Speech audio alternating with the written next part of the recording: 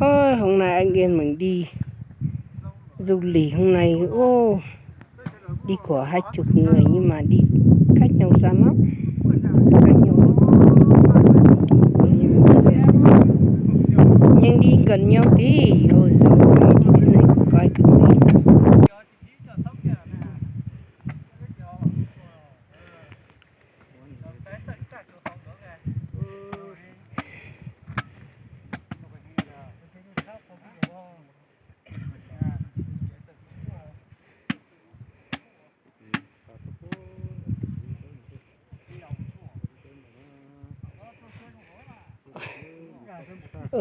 Cho cái tiếng không nó sẽ bị mùi nhiều trong gì hả, trong có cơ liệu.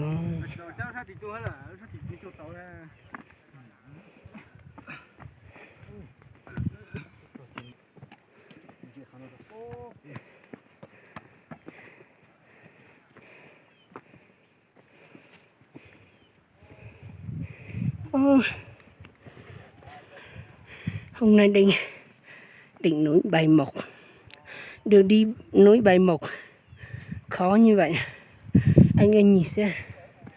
Không phải đơn giản tí nào. Lên đồi là với bản như thế này, nhìn con đường dốc kiểu như lên trên đường gác này.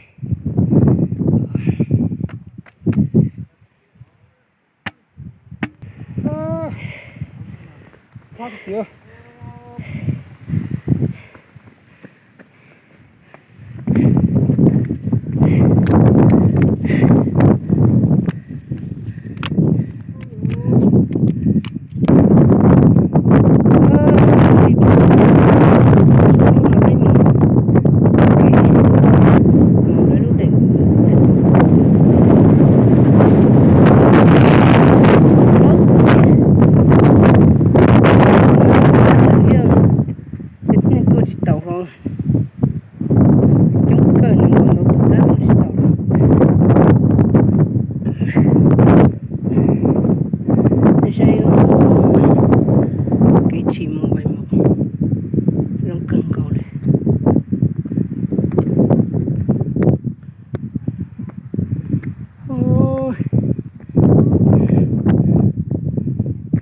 Mùa yến ton sầu hút đầu tiên luôn.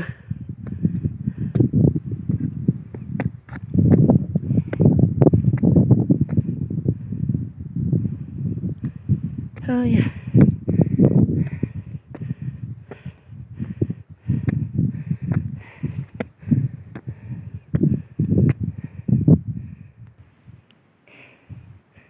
cho cái tí phong dừa giờ lấy tiền mua xí trứng xả tu mù mua xí cho tây bỏ trong bỏ chùa rồng câu lì nọ củ tàu ít biệt thầu ở nơi tàu của gia của lúc dù thu nọ một thầu sầu của gia trò của lúc số số tông trù tỏ bỏ từ nên đợi cho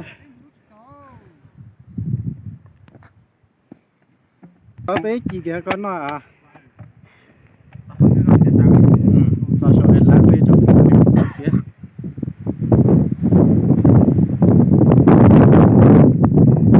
Nó bây giờ plon nặng cứ hai chục tuần rồi nè.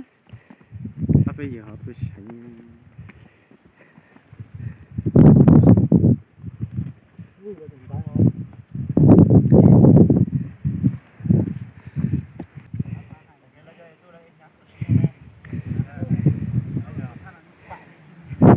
chống cơ.